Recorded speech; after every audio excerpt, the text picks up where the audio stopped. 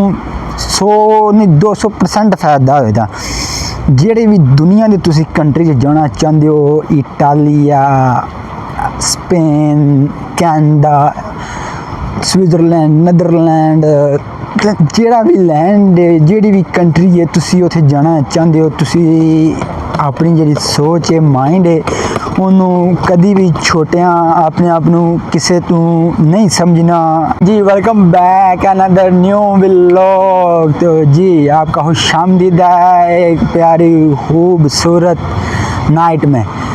तो अज मैं तुहानू दसांगा कि तुसी अपने मनपसंद मुल्क किस तरह जा सकते हो। ठीक है, तुसी भी आंदे होने वाह वाह वाह वाह, यही तो गल असीं सुनना चाहते हैं।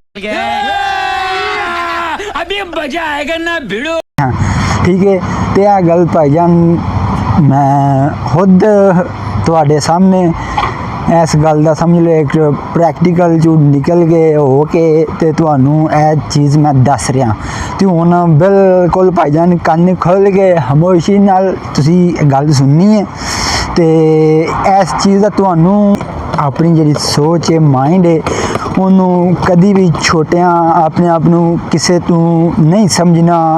ਤੇ ਦੂਸਰੇ ਨੰਬਰ ਤੇ ਕੋਈ ਵੀ ਤੁਹਾਡੇ ਪਿੰਡ, ਤੁਹਾਡੇ ਸ਼ਹਿਰ, ਕੋਈ ਮਸ਼ਹੂਰ ਸ਼ਖਸੀਅਤ, ਕੋਈ ਇਨਸਾਨ ਐਸਾ ਹੁੰਦਾ ਵੇ ਤੇ ਉਹਦੇ ਨਾਲ ਤੁਸੀਂ ਦੂਸਰਿਆਂ ਅਗਰ ਭੱਜ ਕੇ ਨਹੀਂ ਤਸਵੀਰਾਂ ਖਿਚਾਉਣ ਜਾਣਾ, ਬਈ ਫਲਾਣਾ ਬੰਦਾ ਆਇਆ ਤੇ ਫਲਾਣੇ ਨਾਲ ਮੇਰੀ ਤਸਵੀਰ ਹੋਵੇ ਤੇ ਠੀਕ ਹੈ ਨਾ, ਆਪਣੇ ਆਪ ਨੂੰ ਨਾ ਤੁਸੀਂ ਪ੍ਰੈਫਰ ਪਹਿਲੇ ਤੁਸੀਂ ਹੋ, ਦੂਸਰੇ ਸੈਲੀਬ੍ਰਿਟੀਆਂ ਸਭ ਤੁਹਾਡੇ ਤੋਂ ਥੱਲੇ ਨੇ।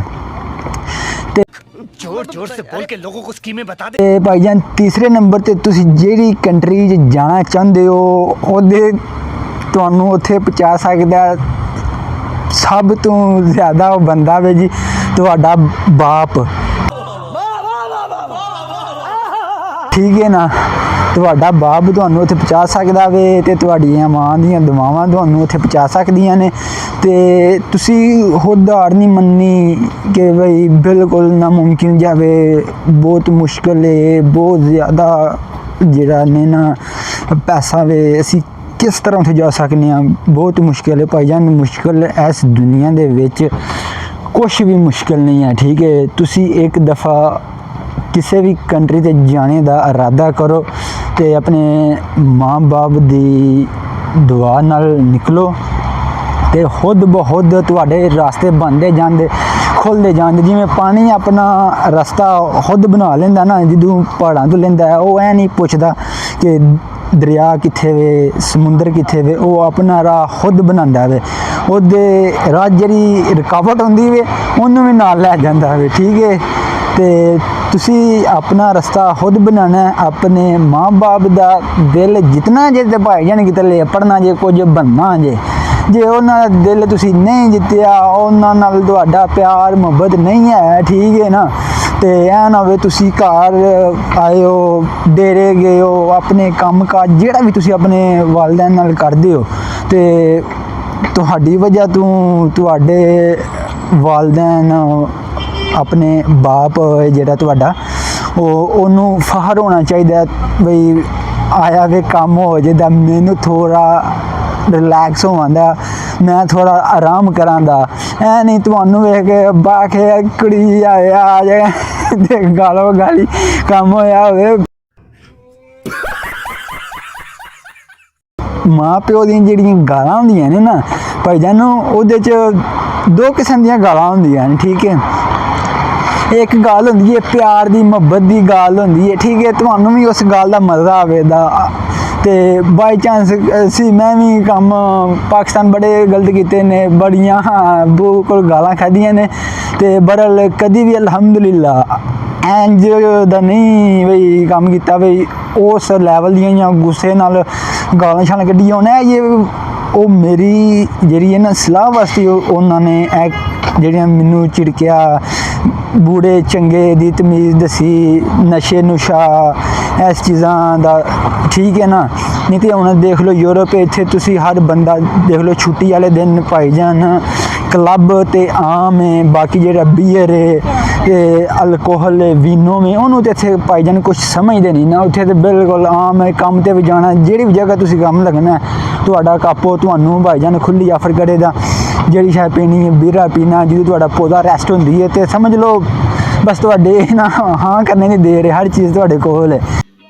समझ रहे हो समझ रहे हो ना। ਤੇ ਇਹ ਗੱਲ ਤੁਸੀਂ ਦੁਨੀਆ ਦੇ ਭਾਈਜਾਨ ਕਿਸੇ ਵੀ ਕੋਨੇ 'ਤੇ ਜਾ ਸਕਦੇ ਹੋ। ਬੁਨਿਆਦ ਤੁਹਾਡੀ ਹੈ ਇਹ ਕਿ ਤੁਸੀਂ ਆਪਣੇ ਮਾਂ-ਬਾਪ ਨੂੰ ਨਾਰਾਜ਼ ਨਹੀਂ ਕਰਨਾ ਤੇ ਆਪਣੇ ਹੌਸਲੇ ਹਮੇਸ਼ਾ ਬੁਲੰਦ ਰੱਖਣੇ ਨੇ ਤੇ ਅੱਲਾ ਦੀ ਜ਼ਾਤ 'ਤੇ ਯਕੀਨ ਰੱਖਣਾ ਹੈ। ਔਰ ਕਿਸੇ ਦੋਸਤ ਤੇ ਕਿਸੇ ਰਿਸ਼ਤੇਦਾਰ ਤੇ ਭਾਈਜਾਨ ਉਮੀਦ ਨਹੀਂ ਲਾ ਕੇ ਬਹਿਣਾ ਕਿ ਮੇਰੇ ਮਦਦ ਕਰਨ ਦੇ, ਮੈਨੂੰ ਨਾਲ ਲੈ ਕੇ ਜਾਣ ਦੇ, ਉਹ ਚੀਜ਼ ਬਿਲਕੁਲ ਗਲਤ ਹੈ।